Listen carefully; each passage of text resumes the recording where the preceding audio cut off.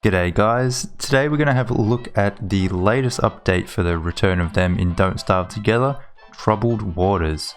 And as you may have guessed, the bulk of this update is ocean related content, but there are a few other nice little additions that will no doubt please the land lovers among us. But before we set out onto the water, I should mention the new boating equipment we can now build. The deck illuminator is a nice compact light source that you can attach directly to your mast, and the lightning conductor is a replacement for the lightning rod that can be attached to a mast as well. These can be useful in saving a bit of space on your boat, but will require a separate mast for each item. The fire pump is essentially a manually operated flingomatic that uses water instead of ice. It will extinguish any fires or potential fires nearby and doesn't need to be refueled, which is pretty nice. The fire pump also requires a spittlefish to craft, which is a new small ocean fish that can be found near new seaweeds. The seaweeds are essentially the main focus of this update, so we'll go into a bit of detail on them in particular. They come in 3 varieties, pink, yellow and white, but they all have 500 health and all deal 68 base damage.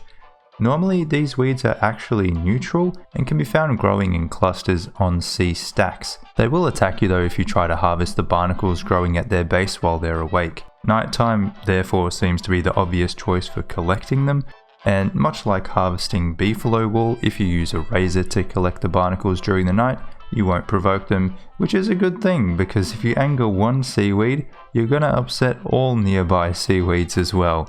And they can do some serious damage to you and your boat. Also good news to all wormwood mains out there, as the weeds will let you harvest them without any retaliation. It's also worth noting that you can trigger seaweeds by bumping them too hard with your boat, and the strident trident won't destroy them as easily as a normal sea stack. But despite appearances, these weeds can actually be quite useful and seem to promote their own little ecosystem around them. Seaweeds release clouds of pollen that attract nearby fish, similar to the way that fish food functions. If there aren't any fish in the vicinity, then a spittlefish will appear instead, which you'll remember was used to craft the fire pump. The pink seaweeds release these clouds of pollen more often, and the white seaweeds will regenerate new spittlefish quicker. So you can see that having these weeds nearby will not only provide you with a decent amount of barnacles, but can be exploited to catch a lot of fish as well. In fact, the main reason for killing these guys is so that you can get a sea sprout starter to plant them somewhere else. You can plant a new sprout on any sea stack in the ocean, and after a few days a bud will appear and barnacles will start to grow. The newly planted sprout won't actually turn into a seaweed until a full moon, and even then only if there are 3 barnacles present. So you could potentially harvest the barnacles before the full moon to prevent this from happening. You'll also get a few seed shells which deal a small amount of damage only, but can stun weaker creatures like birds and rabbits. The yellow seaweeds usually drop a few more of these than the white and pink ones. But seaweeds aren't the only creatures added in this update. The Rockjaw is a shark-like creature that has a small chance of spawning every time a school of fish appears in certain deep ocean areas. This guy is essentially an ocean menace, and with 1000 health it will attack basically anything in its sights, including you, which it achieves by jumping out of the water and onto your boat, biting 3 times before jumping back into the water again. This attack can hit all nearby players, and I've found that sometimes the Rockjaw likes to do this a few times in a row, so make sure you wait for it to stop biting before you hit. Killing it will give you 4 raw fish, and any nearby neutral mobs such as narwhales and the malbatross even will happily help you take them out if you're having problems. And if the Rockjaw discourages you a bit from heading out onto the water, then you should have a look at some of these new Crockpot recipes, some of which incorporate barnacles as a major component, so there is a reason to gather them after all. But another thing you might notice about some of these recipes is that they use leafy meat, which is now accepted in crockpots, making lure plant farms much more of a viable option than before. In fact, some of these recipes are ridiculously powerful. I mean, look at beefy greens with 40 health and 75 hunger, or jelly salad with 50 sanity. And just to be clear, that 50 sanity will cost you 2 leafy meat and 2 honey. That's it.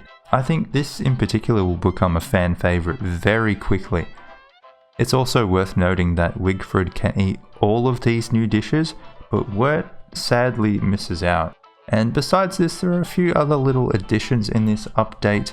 There's a new nightmare creature variant called the Terror Claw, which will come after you if you have very low sanity out on the ocean. It has as much health and does as much damage as a Terrorbeak, but can only attack you if you're close enough to the edge of the boat. Running away from these guys will make them despawn and respawn closer to you, so your best bet is probably just to take it out if possible. They also have surprisingly long reach, so don't think that you'll be especially safe on your boat. And if you think that you can escape these guys on land, then you're mistaken, as they'll transform into Terrorbeaks to continue the chase. And vice versa if your Terrorbeak follows you onto a boat.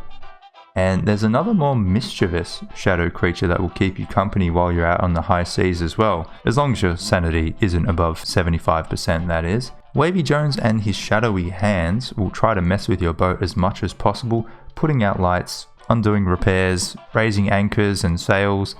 This can actually pose a serious problem if you're not paying attention, or if your boat is not in great condition, as removing boat patches will spring a leak and deal 50 damage to the boat.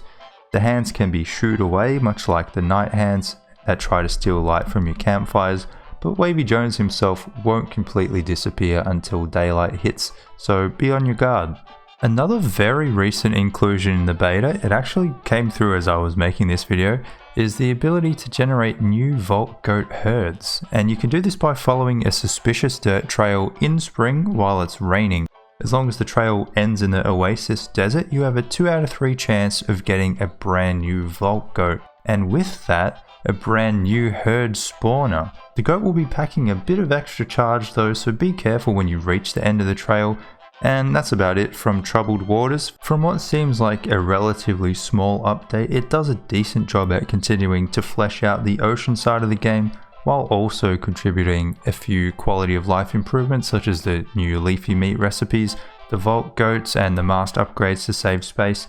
Again, we're still yet to see the return of anything really, and the Crab King is still kinda in limbo, but much like the Hook, Line and Inca update, it feels like something we needed to get in the interim as they no doubt continue to work on what's next. But I'll pass it over to you guys. What do you think about the update? Will this make you more likely to head out onto the high seas, or is this just more of the same? Let me know in the comments, and don't forget to subscribe if you want to see more videos like this in the future.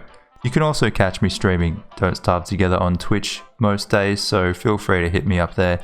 If I don't see you there, I will see you in the next video. Take care.